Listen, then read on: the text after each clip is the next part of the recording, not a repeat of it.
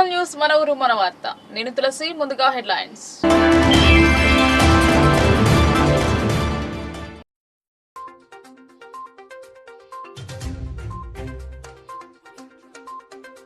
దొడ్డు రకం వరి ధాన్యానికి 500 బోనస్ అందించాలి. సర్కార్ తీరుపై నిరసన వ్యక్తం చేసిన బీఆర్ఎస్. ధర్నా చౌక్ లో ధర్నా.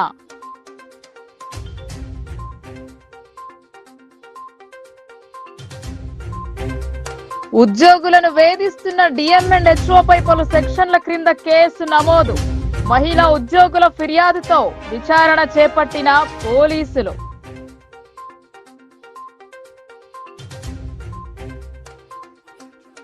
మలుపులు తిరుగుతున్న కవిత బెయిల్ విచారణ 24 వరకు వాయిదా వేసిన ఢిల్లీ హైకోర్టు.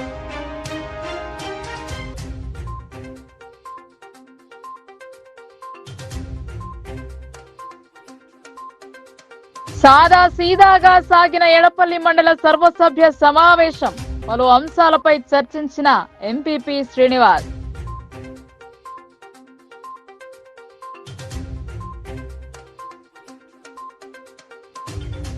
నిజాం షుగర్స్ కు పూర్వ వైభవం వచ్చేనా? హామీలకే పరిమితమా? Local news ground report.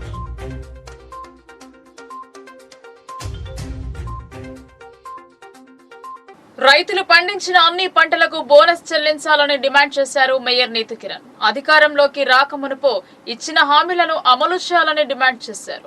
Bonus చెల్లించాలి బీఆర్ఎస్ ధర్నా ప్రమోద్. తెలంగాణ తొలి ముఖ్యమంత్రి కేసీఆర్ పిలుపు మేరకు మాజీ ఎమ్మెల్యే గణేష్ ఆదేశానుసారం రైతులకు 500 రూపాయల బోనస్ ప్రకటించాలని ధర్నా చౌక్ లో ధర్నా చేపట్టారు. ఈ నిరసన కార్యక్రమంలో నగర మేయర్ దండు నీతు కిరణ్ శేఖర్ డిమాండ్ చేశారు. ఈ సందర్భంగా మేయర్ మాట్లాడుతూ కాంగ్రెస్ ప్రభుత్వం ఎన్నికలప్పుడు ఒక మాట, ఎన్నికలు అయిపోయిన తర్వాత ఒక మాట మాట్లాడుతూ రైతులను మోసం చేస్తున్నారన్నారు. డిసెంబర్ 9వ తారీఖున రుణమాఫీ చేస్తానని అధికారంలోకి వచ్చి మళ్లీ 100 రోజుల నాటకం ఆడారని, అది ముగిసిన తర్వాత ఆగస్టు 15 లోపు రుణమాఫీ చేస్తానని ఊసరవెల్లిలా రంగులు మారుస్తున్నారని అన్నారు. రైతులు పండించే సన్నం వడ్లకు మాత్రమే 500 బోనస్ ఇస్తామని మాట మార్చడం సిగ్గుచేటని అన్నారు. ప్రతి రైతుకు బేషరతుగా 500 రూపాయల బోనస్ ప్రకటించాలని, లేకుంటే ఇటువంటి నిరసన కార్యక్రమాలు నిర్వహించి రైతులతో కలిసి పోరాటం చేసే ఈ ప్రభుత్వాన్ని గద్దె దించే వరకు వదిలిపెట్టమని హెచ్చరించారు. ఈ కార్యక్రమంలో జడ్పీ చైర్మన్ దాదన్ గారి విఠలరావు, పార్టీ నగర అధ్యక్షులు శిల్పరాజు, మాజీ NUDA chairman Prabhakar Reddy, BCCL president Gandlingam, SCCL అధ్యక్షులు నీలగిరి రాజు, మాజీ కార్పొరేటర్లు, నాయకులు, కార్యకర్తలు పాల్గొన్నారు. మరి తెలంగాణ తెచ్చిన పులిబిడ్డ కేసీఆర్ గారి ఆదేశం మేరకు ఈరోజు తెలంగాణ రాష్ట్రంలో ప్రతి నియోజకవర్గ కేంద్రంలో మరి ఏదైతే వరికి బోనస్ ఇస్తామన్నారో గతంలో కాంగ్రెస్ మాట తప్పిన దానికి మరి ఈరోజు దారుణ నిరసనలు బీఆర్ఎస్ పార్టీ తరఫున చేయడం జరుగుతుంది. మరి ఈ కార్యక్రమానికి పెద్ద ఎత్తున ఇచ్చేసిన మన మేయర్ గారు, నూడా ప్రభాకర్ రెడ్డి గారు, శిల్పరాజు గారు, చాలామంది మన సీనియర్ నాయకులు ఉన్నారు. ప్రెస్ అండ్ మీడియా సోదరులకు కృతజ్ఞత తెలియజేస్తూ రైతు వ్యతిరేక చర్యలకు పాల్పడుతున్న ఈ రేవంత్ రెడ్డి ప్రభుత్వాన్ని మరి ఖచ్చితంగా రైతులు గద్దెదిస్తారు. మనం చూస్తూ ఉన్నాం. మెదక్ జిల్లా కానీ, యాదాద్రి జిల్లా కానీ, సంగారెడ్డి జిల్లా, ప్రతి జిల్లాలో రైతులు రోడ్డెక్కిరు. కొనుగోలు కేంద్రాలు పెట్టి ధాన్యం కొనడం లేదు, తడిసిన ధాన్యం కూడా కొనడం లేదు. ఖచ్చితంగా ఈ గవర్నమెంట్ మరి ఆ ధాన్యం కొని మరి రైతుల రుణం తీర్చుకోవాలని సందర్భంగా తెలియజేస్తూ, ఏదైతే రైతులు పండించిన పంట కేంద్ర రాష్ట్ర ప్రభుత్వాలు ఫుడ్ సెక్యూరిటీ యాక్ట్ ప్రకారం ఖచ్చితంగా ప్రతి గింజ కొనే బాధ్యత వాళ్ళది ఉంది. కాబట్టి ఖచ్చితంగా ఈ వడ్లను కొనాలని సందర్భంగా తెలియజేస్తూ, ఎత్తేడ్చిన వ్యవసాయం మిగిలదట, రైతేడ్చిన రాజ్యం మిగిలదు, అట్లా ఉంది ఈ రేవంత్ రెడ్డి హామీలన్నీ. పూర్తిగా రైతు వ్యతిరేక హామీలు చేస్తూ ఉన్నాడు. 2 లక్షల రుణమాఫీ అన్నాడు, మరి అది ఇంతవరకు లేదు. డిసెంబర్ 7 అన్నారు, మే 7 కూడా వెళ్ళిపోయింది. అట్లాగే మరి రైతులకు రైతు బంధు అన్నాడు, 10,000కు 15,000 ఇస్తున్నారు, అది అతిగతి లేదు. ఇట్లా రేవంత్ రెడ్డి ప్రభుత్వం రైతు వ్యతిరేక కార్యక్రమాలకు పాల్పడుతుంది. కాబట్టి అట్లాగే ఈరోజు కేసీఆర్ పిలిపించిన ఏదైతే 500 బోనస్ గతంలో ఇస్తున్నాడో అది కూడా ఈ మోసకారి మాట తప్పి మాజీ ముఖ్యమంత్రి కేసీఆర్ గారు ఇచ్చిన పిలుపు మేరకు, అలాగే మా వర్కింగ్ ప్రెసిడెంట్ కేటీఆర్ గారు ఇచ్చిన ఆదేశాల మేరకు, మరి మా మాజీ ఎమ్మెల్యే గణేష్ అన్న గారు ఇచ్చినటువంటి ఆదేశాల మేరకు, మా యొక్క టౌన్ ప్రెసిడెంట్ సిప్పరాజన్న గారి ఆధ్వర్యంలో మా నాయకులు, మా జడ్పీ చైర్మన్ దాదన్న గారు, అలాగే నోడా చైర్మన్ ప్రభాకర్ అన్న గారు, చాలామంది ఇక్కడ మా నాయకులందరూ కూడా వచ్చారు, మా సోదరుమణులు వచ్చారు. మేమంతా కూడా రైతులకు మద్దతు తీస్తూ ఈరోజు నిరసన కార్యక్రమాన్ని ఏర్పాటు చేయడం జరిగింది. ఎందుకంటే మనందరికీ కూడా తెలిసి ఇప్పుడున్నటువంటి రాష్ట్ర ప్రభుత్వం ఎలాగైతే వ్యవహరిస్తుందో కేవలం రైతుల పట్లనే కాదు, ఆయన ఎలక్షన్ల ముందు కూడా ప్రజలందరినీ కూడా మార్చి మభ్యపెట్టి రాజరికంలోకి వచ్చిన తర్వాత కూడా ఏ హామీని నిలబెట్టుకోకుండా ఆయన ఇచ్చినటువంటి 6 గ్యారెంటీలు కూడా సరైన పద్ధతిలో ఆయన ఇంతవరకు కూడా నిర్వహించలేకపోయారు. ఎందుకంటే 100 రోజుల టైం ఇచ్చాడు, 100 రోజులు పోయింది, ఇప్పుడు 6 నెలల కాలమైనా కూడా అందులో ఏది కూడా సరిగ్గా ఇంప్లిమెంట్ అవ్వడం లేదు. ఒకరికి ఒక 10 మందికి ఇచ్చారంటే అక్కడ 100 మంది అందరూ కూడా అప్సెట్గా ఉండడం జరుగుతూ ఉంది. అందులో భాగంగానే ఏదైతే మరి 500 బోనస్ ప్రతి రైతుకి ఇస్తా అన్నప్పుడు మరి క్వింటాల్ బియ్యానికి మరి అది దొడ్డు బియ్యం సన్న బియ్యం అని వేరు చేసి రైతుల మధ్యలో ఎందుకు చిచ్చు పెట్టడం, రైతుల యొక్క జీవితాలతో ఎందుకు ఆడుకోవడం? అదే గౌరవ మాజీ ముఖ్యమంత్రి కేసీఆర్ గారు ఉన్నప్పుడు ఆయన రైతులకు ఒక పక్షపాతిగా రైతులకు రాజును చేయాలని చెప్పేసి 24 గంటల కరెంటు కానివ్వండి, ప్రతి ఒక్కటి కూడా అన్నీ అందజేస్తూ వారిని ఒక స్థాయిలో వాళ్ళని తీసుకెళ్తే, మరి ఇప్పుడు వచ్చినటువంటి రాష్ట్ర ప్రభుత్వం మాత్రం వారందరినీ కూడా నేలపాలు చేయడానికి రెడీగా ఉంది. మరి దొడ్డు బియ్యం పండించినా కూడా సన్న బియ్యం పండించిన రైతే కాబట్టి అదే కష్టం ఉంటుంది కాబట్టి తప్పకుండా అందరికీ 500 బోనస్ ఇవ్వాల్సిన అవసరం చాలా ఉంది. మరి సన్న వడ్లు పండించిన వాళ్ళకి తోటి ఉద్యోగుల పట్ల ప్రేమ తొంచాల్సిన అధికారి వేధింపులకు పాల్పడ్డాడు. మహిళా ఉద్యోగులందరూ కలిసి పోలీసులకు ఫిర్యాదు చేయడంతో సదరు ఉద్యోగిపై పలు సెక్షన్ల క్రింద కేసు నమోదు చేశారు. కామారెడ్డి జిల్లా డిఎంహెచ్ఓ లక్ష్మణ్ సింగ్ మహిళా మెడికల్ ఆఫీసర్లను లైంగిక వేధింపులకు గురి చేస్తున్నారన్న ఫిర్యాదుతో ఆయనపై కేసు నమోదయ్యింది. వేర్వేరుగా మహిళా మెడికల్ ఆఫీసర్లు ఇచ్చిన ఫిర్యాదు మేరకు దేవుడిపల్లి పోలీస్ స్టేషన్లో వివిధ సెక్షన్ల కింద 7 కేసులు నమోదు చేసినట్లు తెలిపారు కామారెడ్డి డీఎస్పీ నాగేశ్వరరావు. తమను 1 ఏడాదిన్నర కాలంగా లైంగికంగా వేధిస్తున్నట్లు ఫిర్యాదులో పేర్కొన్నారు మహిళా మెడికల్ ఆఫీసర్లు. డిఎంహెచ్ఓ లక్ష్మణ్ సింగ్ అదుపులోకి తీసుకుని విచారిస్తున్నారు దేవునిపల్లి పోలీసులు. డిఎంహెచ్ఓ కార్యాలయంలో సూపరింటెండెంట్ గా విధులు నిర్వహిస్తున్న శ్రీనివాస్ నాయక్ ఓ మహిళా మెడికల్ ఆఫీసర్ను లైంగికంగా వేధించిన కేసులో శ్రీనివాస్ పై కేసు నమోదు చేశారు దేవునిపల్లి పోలీసులు. డిఎంహెచ్ఓ లక్ష్మణ్ సింగ్ పై పలు సెక్షన్ల కింద కేసులు నమోదు చేసి దర్యాప్తు చేస్తున్నట్లు చెప్పారు కామారెడ్డి డీఎస్పీ నాగేశ్వరరావు.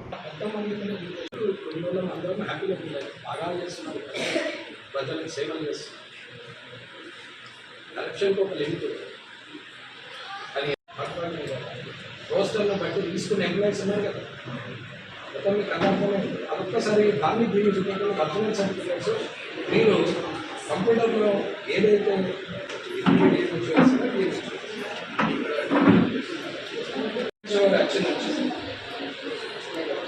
లక్ష్మణ్ సింగ్ గారు వచ్చి నుంచి ఇప్పటి వరకు రిక్రూట్ చేసినటువంటి ఎంప్లాయీస్ వాళ్ళ ఒరిజినల్ సర్టిఫికేట్ ఏదైతే కంప్యూటర్ మీరు మొత్తం చూడండి. రోస్టర్ ఎట్లా మారిందో నేను చూస్తాను. రోస్టర్ నుంచి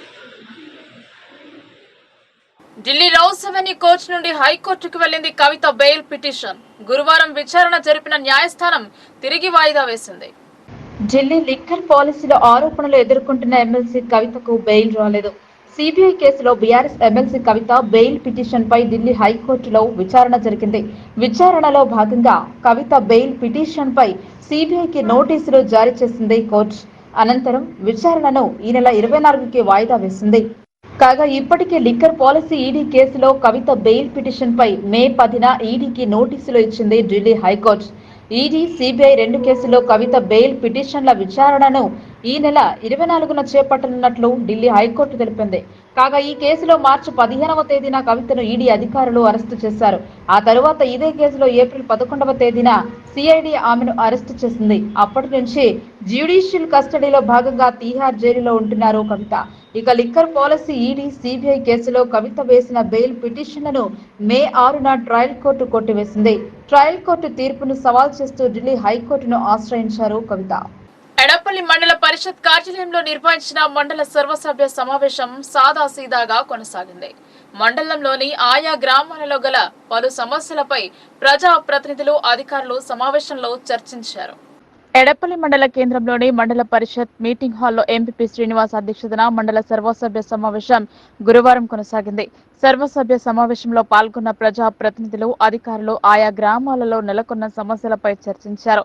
ఎడపల్లి మండల సర్వసభ్య సమావేశంలో విద్య, వైద్యం, విద్యుత్, గ్రామీణ త్రాగునీటి, పంచాయతీరాజ్, నీటిపారుదల, ఆరోగ్య శాఖ, రోడ్లు మరియు భవనాలు, పశుసంవర్ధక, స్త్రీ శిశు సంక్షేమ శాఖ, పౌర సరఫరాల శాఖ, గ్రామీణ ఉపాధి హామీ పథకము, ఇందిరా క్రాంతి పథకము, అటవీ, అగ్రికల్చర్, మత్స్య, రూర్బన్ పరిశ్రమల తదితర శాఖల పరిధిలో నెలకొన్న సమస్యలపై సర్వసభ్య సమావేశంలో చర్చించారు.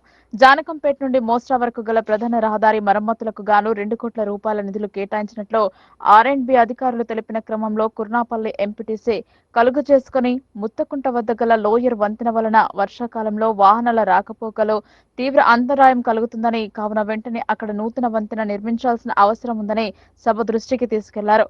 అలాగే ఠాణాకళాన్ గ్రామ శివారు ప్రాంతంలో గల క్రషర్కు వెళ్లే ప్రాంతంలోని ప్రధాన రహదారి నిజాం సాగర్ కెనాల్పై నిర్మించిన వంతెనకు మరియు ప్రధాన రోడ్డుకు ఏర్పడిన గ్యాప్ తో వాహన రాకపోకలకు అంతరాయం ఏర్పడటంతో పాటు ప్రమాదాలు జరిగే ఆస్కారం ఉందని అన్నారు. ఇలాంటి సమస్య అబ్బయ్య దర్గా వద్ద సైతం ఉందని, తక్షణమే వాటి మరమ్మతులు చేపట్టాలని ఆయన కోరారు. పాఠశాలలో మౌలిక వసతుల కల్పనకు గాను 1,30,00,000 రూపాయలు కేటాయించడం జరిగిందని విద్యాశాఖ అధికారి రామారావు తెలిపారు. మండల వ్యాప్తంగా ఉన్న 24 ప్రభుత్వ పాఠశాలలో వసతుల కల్పనకు నిధులను వెచ్చించడం జరుగుతుందని, అన్ని పనులు పాఠశాలలు పునఃప్రారంభం కాకమునిపై పనులు పూర్తి చేయడం జరుగుతుందని సభలో పేర్కొన్నారు. ఉపాధి హామీ పథకంలో మండు టెండలో పనిచేస్తున్న కూలీలకు కనీస వసతులు అధికారులు కల్పించడం లేదని, అలాగే వారికి అందుతున్న కూలీ శాతం సరిపోవడం లేదని, వెంటనే కూలీలకు మంచినీటి సౌకర్యంతో పాటు కనీస వసతులు కల్పిస్తూ కూలీని సైతం 600కు పెంచాలని డిమాండ్ చేస్తూ అఖిల భారత ప్రగతిశీల రైతు కూలీ సంఘం జిల్లా ప్రధాన కార్యదర్శి గుమ్మల గంగాధర్, నాయకులు కేశరవి, శ్రీపతి మల్లేష్లో ఎంపీపీ శ్రీనివాస్ కు వినతి పత్రం అందజేశారు. మంగళపాడు గ్రామంలో రూర్బన్ నిధులతో నిర్మించిన గిడ్డంగిని సొసైటీకి కేటాయించడాన్ని ఆ గ్రామ ఎంపీటీసీ వనజా నాగరాజు వ్యతిరేకించారు. జిల్లా కలెక్టర్ చొరవ చూపి తమ గ్రామ రైతులు అట్టి గిడ్డంగి ఉపయోగించుకునేలా అనుమతించాలని కోరారు.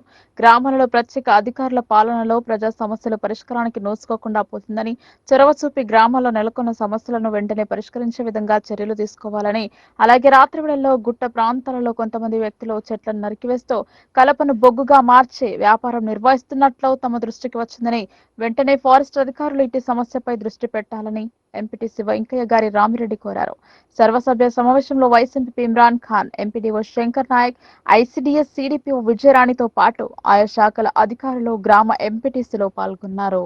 ఈరోజు మండల ప్రజా పరిషత్ కార్యాలయంలో మండల సర్వసభ్య సమావేశం జరుపుకోవడం జరిగింది. దీనికి గౌరవ ఎంపీటీసీలు, వైస్ ఎంపీపీ, అధికారులు, అనధికారులు, పత్రికా విలేకరులు అందరూ హాజరు కావడం జరిగింది. దీంట్లో భాగంగా పలు విషయాలపైన సుదీర్ఘంగా చర్చ చేయడం జరిగింది. ఎడ్యుకేషన్ మీద ఎడ్యుకేషన్కి వచ్చినటువంటి 130 లక్షల రూపాయలు, 1,30,00,000 రూపాయలు 24 స్కూళ్ళకు రావడం జరిగింది.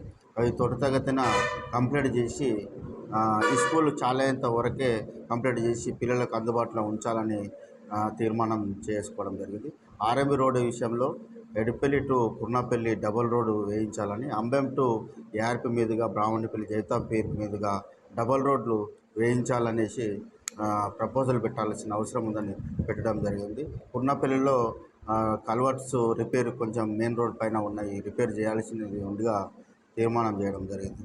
అంతేకాకుండా హెల్త్ పరంగా సమస్యలు ఇప్పుడు సోషల్ మీడియాలో వస్తున్నటువంటి పుకాల్రా నిజమా అనేది కోవిడ్కి సంబంధించిన వ్యాక్సిన్ ఏదైతే వేసుకుంటే హార్ట్ అటాక్లు వస్తున్నాయి అనేసి దాని మీద చర్చించడం జరిగింది.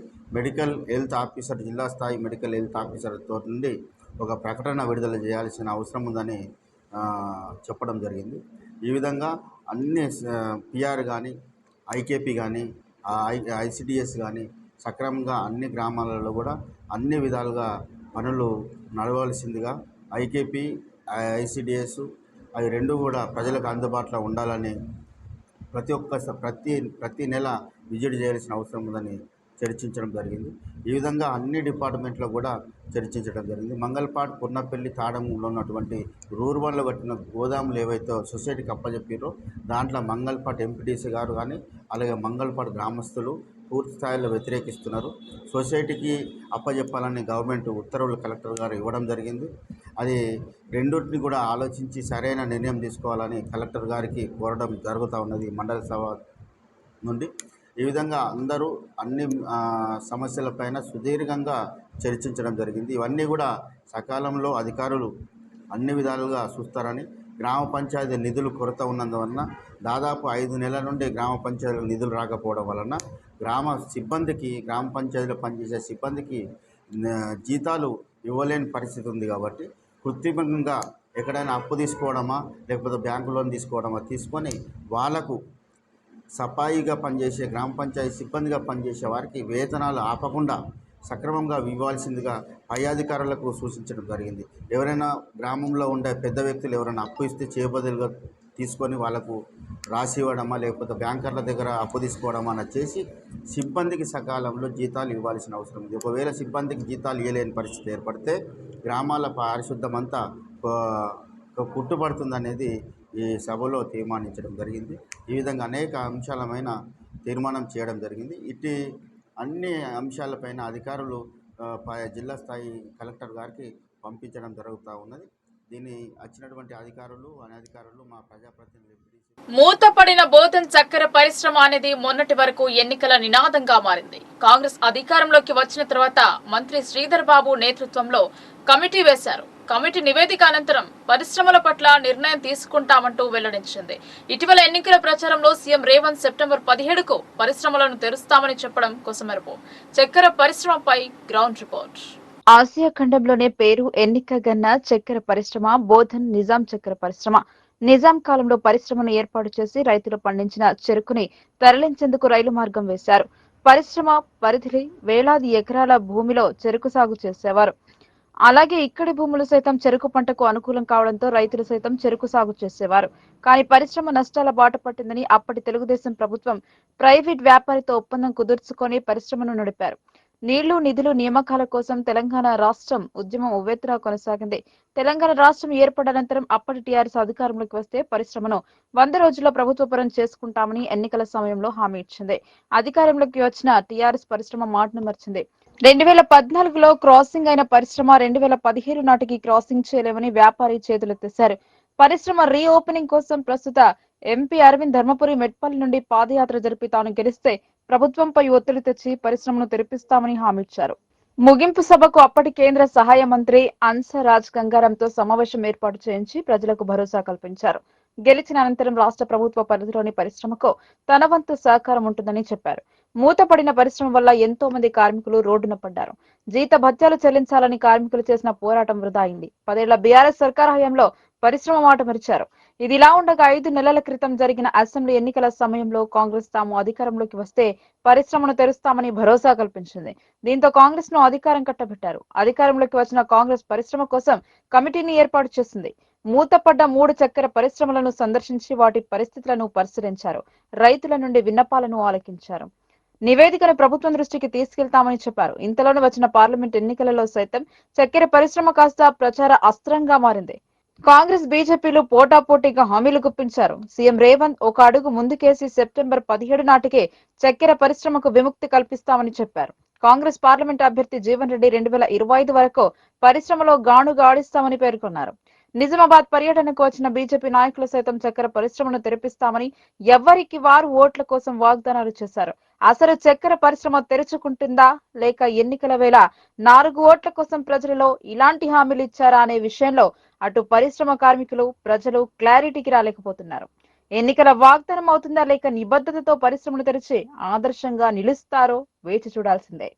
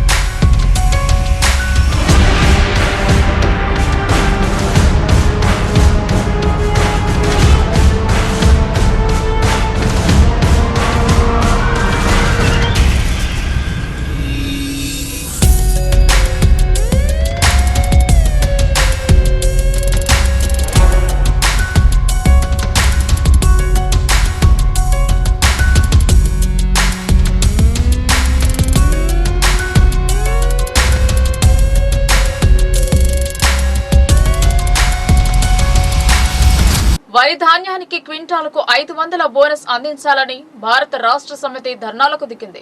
ప్రభుత్వ విధానాలపై నిరసన తెలిపారు. రైతులు అకాల వర్షానికి నష్టపోతున్నారని పేర్కొన్నారు. బీఆర్ఎస్ అధ్యక్షులు కేసీఆర్ పిలుపు మేరకు పోచారం శ్రీనివాసరెడ్డి ఆదేశాలతో బాన్స్వాడ పట్టణంలో బీఆర్ఎస్ పార్టీ ఆధ్వర్యంలో కాంగ్రెస్ పార్టీ అవలంబిస్తున్న రైతు వ్యతిరేక విధానాలకు నిరసనగా ధర్నా కార్యక్రమం నిర్వహించారు. ఈ సందర్భంగా కామారెడ్డి జిల్లా మాజీ జిల్లా రైతు సమన్వయ సమితి అధ్యక్షులు అంజిరెడ్డి మాట్లాడుతూ కాంగ్రెస్ ప్రభుత్వం రైతు వ్యతిరేక విధానాలను అవలంబిస్తోంది అన్నారు. పార్లమెంట్ ఎలక్షన్స్ ముందు బోనస్ ఇస్తాము అన్న ప్రభుత్వం ఇప్పుడు మాట మార్చి సన్నం వడ్లకు మాత్రమే బోనస్ ఇస్తాము అనడం కాంగ్రెస్ పార్టీ రైతు వ్యతిరేక చర్యలకు నిదర్శనమని తెలిపారు. రోడ్ల మీద వేసిన ధాన్యం కూడా కొనుగోలు చేయడం లేదు అని తెలిపారు. ఇకనైనా కాంగ్రెస్ ప్రభుత్వం మేల్కొని ధాన్యాన్ని కొనుగోలు చేసి రైతులు అందరికీ బోనస్ ఇవ్వాలని కోరారు. ప్రభుత్వము రైతు వ్యతిరేక విధానాలపై బీఆర్ఎస్ పార్టీ రాష్ట్ర అధ్యక్షులు కేసీఆర్ గారు మరి కేటీఆర్ గారి ఆదేశానుసారం మరి తెలంగాణ యావత్తు ఈరోజు రైతులను మోసం చేస్తున్న దానికి నిరసనగా బాన్స్వాడ నియోజకవర్గంలో మరి బాన్స్వాడ పట్టణంలో ధర్నా చేయడం జరుగుతూ ఉంది. మరి కాంగ్రెస్ ప్రభుత్వము మరి ఎన్నికల ముందు ఒక మాట చెప్పి ఎన్నికల తర్వాత మాట మార్చడం మరి అది కాంగ్రెస్ పార్టీకే చెల్లింది. మరి రైతులు పండించినటువంటి పంటల్ని మరి 500 బోనస్ ఇస్తామని చెప్పేసి మరి ఇప్పటి వరకు మరి గత ఆనకాలం పంట కానీ ఈరోజు పండించినటువంటి యాసంగి పంట కానీ మరి ఎక్కువ రూపాయి బోనస్ ఇవ్వడం లేదు. అది ఓను మరి రైతులు పండించినటువంటి పంటను కొనుగోలు చేసే విధానంలో కూడా చాలా ఇబ్బందులు ఎదురవుతూ ఉన్నాయి. రైతులు మరి అన్నమో రామచంద్ర అనే పరిస్థితికి మరి కాంగ్రెస్ ప్రభుత్వం తీసుకొస్తూ ఉంది. ఈరోజు పండించిన పంటలన్నీ కూడా మరి రోడ్లపై పోసుకొని రైతులు మరి వాళ్ళ కాంటలు పెట్టక అనేకమైనటువంటి ఇబ్బందులు పడుతూ ఉన్నారు. ఈరోజు మరి మొన్ననే వర్షాలకు మరి వాళ్ళు పండించిన పంటను తడిసి మొలకలెళ్ళినా మరి ప్రభుత్వం పట్టించుకోవడం లేదు. రైతులంతా కూడా రాష్ట్రం అంతటా రూద్రూర్ తహసీల్దార్ పై దళిత సంఘ నాయకులు ఆగ్రహం వ్యక్తం చేశారు. క్యాస్ట్ సర్టిఫికెట్ కోసం వెళ్తే ఎంఆర్ఓ లేనిపోని నిబంధనలతో ఇబ్బందులకు గురి చేస్తున్నారని ఆరోపిస్తూ తహసీల్దార్ కార్యాలయం ముందు ధర్నా చేపట్టారు. దళితులపై వివక్ష చూపిస్తే సహించేది లేదని రూద్రూర్ తహసీల్దార్ పై దళిత సంఘం నాయకులు ఆగ్రహం వ్యక్తం చేశారు. కుల ధృవీకరణ పత్రాల కోసం వెళ్తే లేనిపోని పత్రాలు సమర్పించాలంటూ చెప్పడంపై దళిత నాయకులు మండిపడ్డారు. క్యాస్ట్ సర్టిఫికెట్ కోసం రూద్రూర్ తహసీల్దార్ కార్యాలయం చుట్టూ చెప్పులు ఇరిగేలా తిరిగినా లాయర్ అఫిడవిట్ తీసుకొచ్చేంత వరకు క్యాస్ట్ సర్టిఫికెట్ ఇచ్చే ప్రసక్తే లేదని ఎంఆర్ఓ అనడంతో ఆగ్రహించిన బాధితులు నోటరీ ఉంటేనే క్యాస్ట్ సర్టిఫికెట్ ఇవ్వాలని ఏదైనా జీవో ఉందా అని ప్రశ్నించడంతో బెదిరింపులకు దిగితే పోలీసులను పిలుస్తానని తహసీల్దార్ వెంకటేశం అంటున్నారని బాధితుడు మీడియా ముందు తమ గోడును వెల్లడించారు. ఇలాంటి ఘటనలు పునరావృతం కాకుండా సంబంధిత జిల్లా శాఖ అధికారులు చర్యలు తీసుకోవాలని డిమాండ్ చేశారు.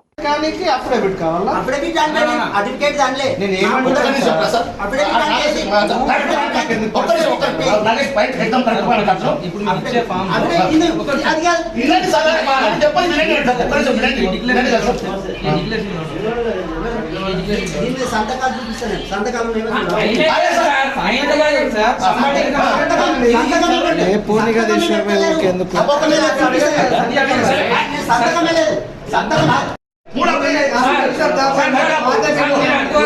పెట్టిన పాత సర్టిఫికెట్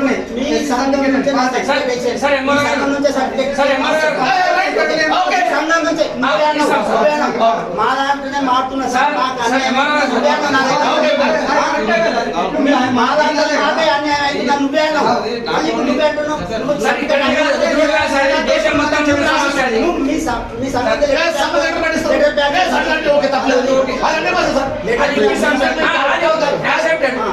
మేము తప్పట్లేదు సార్.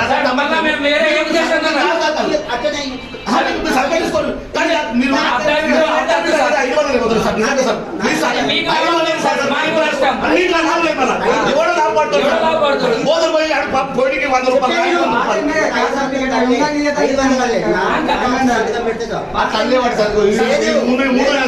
నిన్నటి సిచ్యువేషన్ వేరు.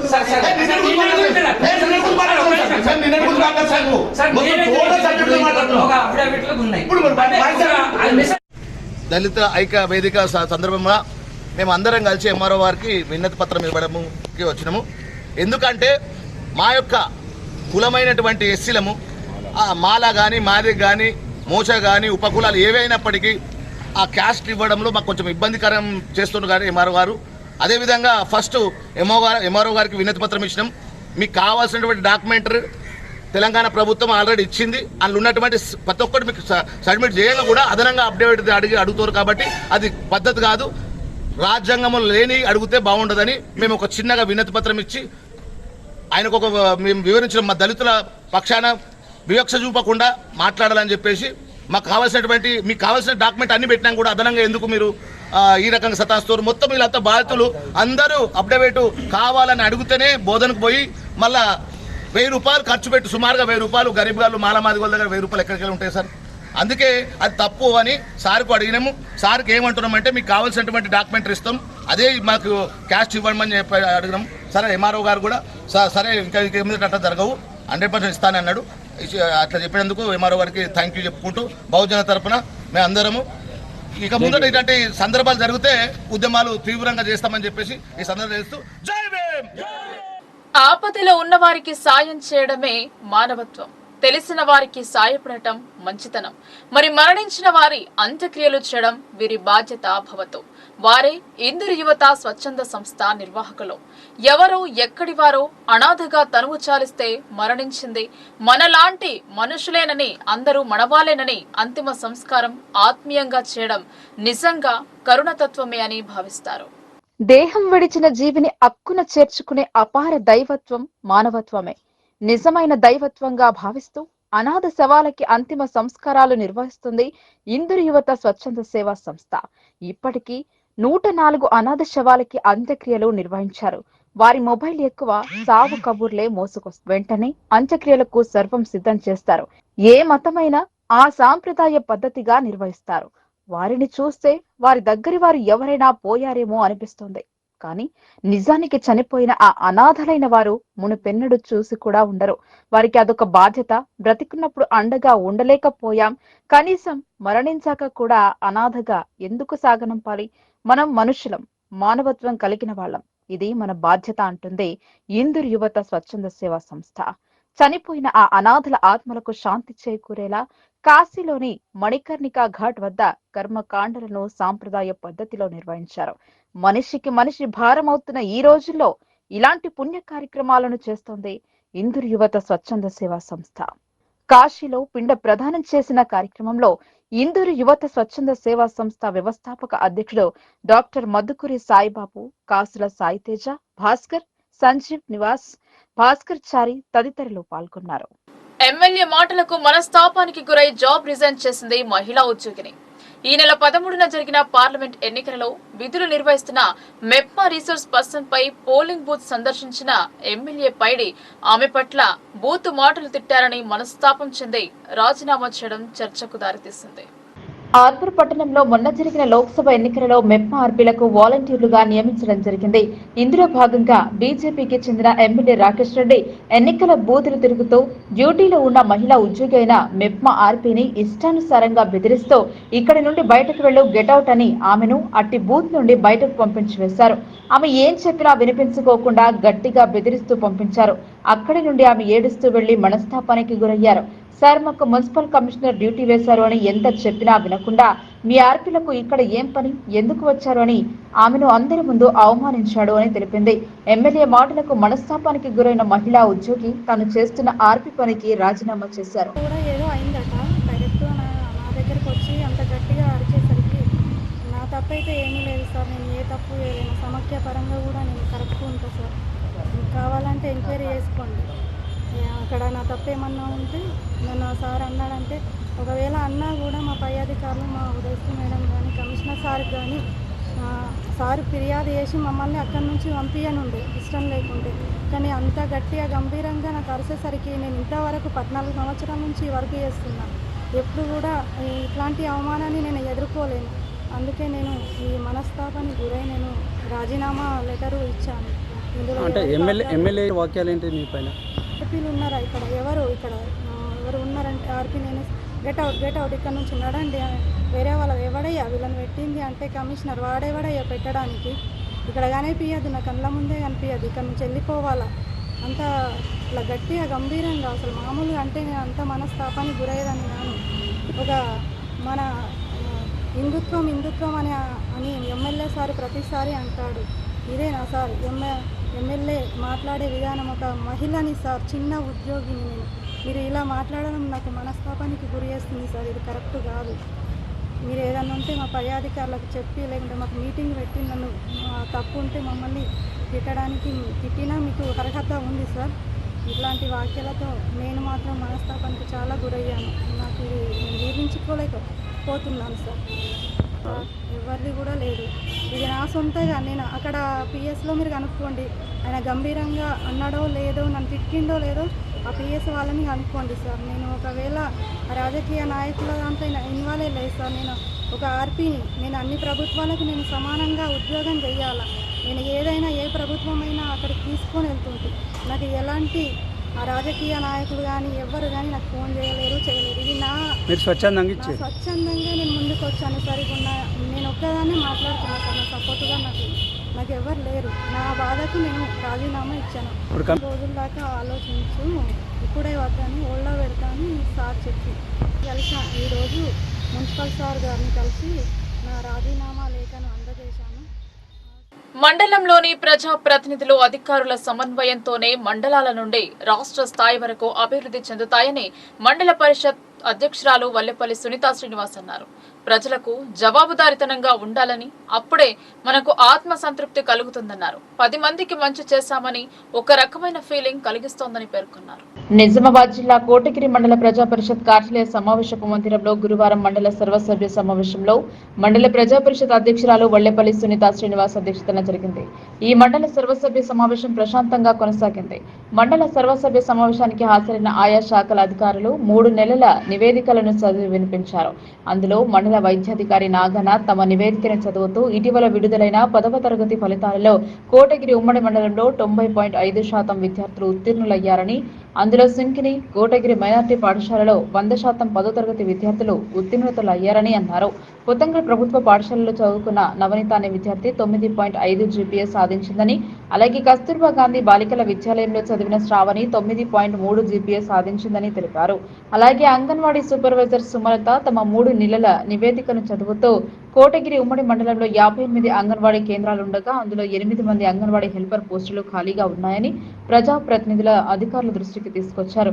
అలాగే సాంఘిక సంక్షేమ శాఖ అధికారి నరహరి తమ నివేదికను చదువుతూ ఎస్సీ హాస్టల్ జూన్ 12 నుండి అడ్మిషన్లు ప్రారంభించడం జరుగుతుందని అన్నారు. వర్షాకాలంలో వర్షపు నీరు సాంఘిక సంక్షేమ వసతి గృహ గదులలో చేరుతాయని, విద్యార్థులకు ఇబ్బందికరంగా ఉంటుందని తెలిపారు. అలాగే పై అధికారుల దృష్టికి తీసుకెళ్లి బడులు తెరిచేలకు మరమ్మతులు చేస్తే వర్షాకాలంలో విద్యార్థులకు ఇబ్బంది కలగకుండా ఉంటుందని ప్రజాప్రతినిధులకు అధికారులకు కోరారు. ఈ సందర్భంగా మండల ప్రజా పరిషత్ అధ్యక్షురాలు వల్లెపల్లి సునీతా శ్రీనివాస్ మాట్లాడుతూ కోటగిరి ఉమ్మడి మండలంలో ఏదైనా సమస్యలు ఉంటే పై అధికారుల దృష్టికి తీసుకెళ్లి వెంటనే పరిష్కరిస్తామని అన్నారు. ప్రతి మండలాలలో ప్రజా ప్రతినిధులు, మండల అధికారులు సమన్వయంతోనే మండలాల అభివృద్ధి జరుగుతుందని ఆమె పేర్కొన్నారు. ఈ మండల సర్వసభ్య సమావేశం చివరి సమావేశమని, తమకు గత 5 సంవత్సరాల నుండి మండలంలోని ప్రజా ప్రతినిధులు, అధికారులు అందించిన సహకారాన్ని మరిచిపోలేమంటూ ప్రతి ఒక్కరికి ధన్యవాదాలు తెలిపారు.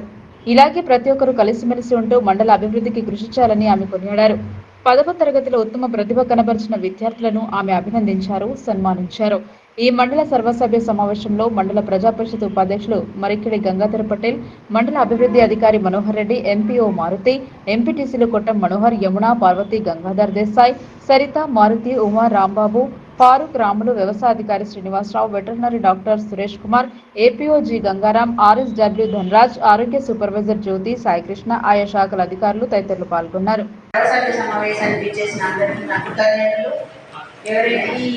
మేము ఎంపీటీసీగా ఎన్నికైన తర్వాత ఆఖరి సర్వసభ్య సమావేశం మిగతా మీ అందరినీ, మీ అధికారులందరినీ మేము కలుసుకోవడానికి కుదరకపోవచ్చు. ఈ 5 ఏళ్లలో మీరందరూ అందించిన సహకారం కానీ మనం పరస్పర సహకారంతో మండలాభివృద్ధి కృషి చేసామని నేను నమ్ముతున్నాను. Thank you for all. ఈ రెస్పెక్ట్ని, ఈ కోఆపరేషన్ని ప్రజాప్రతినిధి ఎవరు మారినా అందరికీ మీరు అధికారులుగా మీ బాధ్యత ఇవ్వవలసిందిగా కోరుతున్నాను. అందరికీ మీ కోఆపరేషన్ ఇవ్వండి. అండ్ ప్రజా ప్రయోజనమే ముఖ్యం ఎవరికైనా, అటు ప్రజాప్రతినిధులకు కానీ ఇటు అధికారులు కానీ.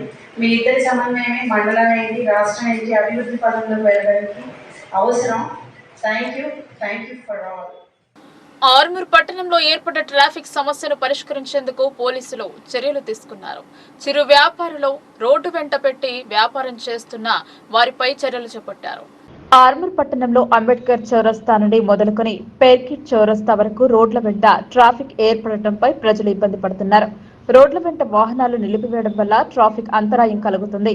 దీన్ని గుర్తించి వాహనదారులకు ఇబ్బంది కలగకుండా ట్రాఫిక్ పోలీసులను విధుల్లో దించారు.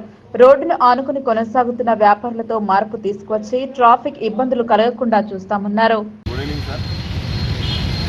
నిజామాబాద్ సిటీ గారి ఆదేశాల మేరకు ఆర్మూర్లో ట్రాఫిక్ యొక్క అవసరాలు ఎక్కువ ఉన్నాయని చెప్పేసి సిపి సార్ గారు మమ్మల్ని ఇక్కడికి పంపించడం జరిగింది. దానిలో భాగంగానే ఇక్కడ ట్రాఫిక్ అంతా బస్ స్టాండ్, అంబేద్కర్ చౌరస్తా, మామిడిపల్లి, ఎక్కీడు, ఈ అంబేద్కర్ చౌరస్తా ఈ ప్లేస్లలో ఎక్కువ ట్రాఫిక్ రద్దీ ఉంటుంది కాబట్టి అంతా వాహనదారులంతా కూడా మన వెహికల్స్ అన్నీ కూడా పక్కకు పార్కింగ్ చేసుకోవాలి. రోడ్ల మీద పార్కింగ్ చేస్తారు. అదేవిధంగా ఎవరు కూడా ఇక్కడ హెల్మెట్స్ పెట్టడం లేదు. ఈ రోడ్డు మీద కూడా మామిడిపల్లి పెట్టడం జరుగుతుంది. రోడ్డు మీద తోపుడుపల్లి పెట్టడం జరుగుతుంది. ఈ రోజు నుంచి ఎవరు కూడా రోడ్డు మీద రావద్దని చెప్పేసి, ఒకవేళ వాళ్ళు రోడ్డు మీదకి వస్తే వాళ్ళపైన చట్టపరమైన చర్యలు తీసుకోవాలని. వార్తలు ముగించే ముందు హెడ్లైన్స్ మరోసారి.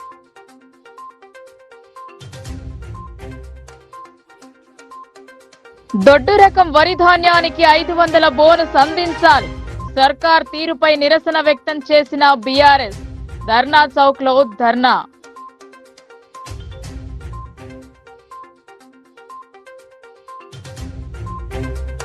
ఉద్యోగులను వేధిస్తున్న డిఎంఎండ్హెచ్ఓపై పలు సెక్షన్ల క్రింద కేసు నమోదు. మహిళా ఉద్యోగుల ఫిర్యాదుతో విచారణ చేపట్టిన పోలీసులు.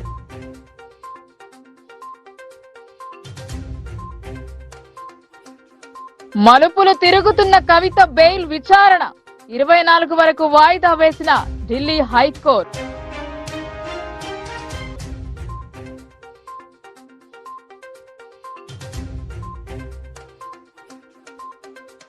సాదా సీదాగా సాగిన ఎడపల్లి మండల సర్వసభ్య సమావేశం. పలు అంశాలపై చర్చించిన ఎంపీపీ శ్రీనివాస్.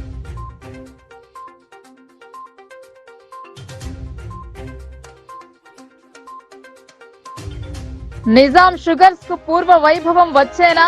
హామీలకే పరిమితమా? Local news ground report.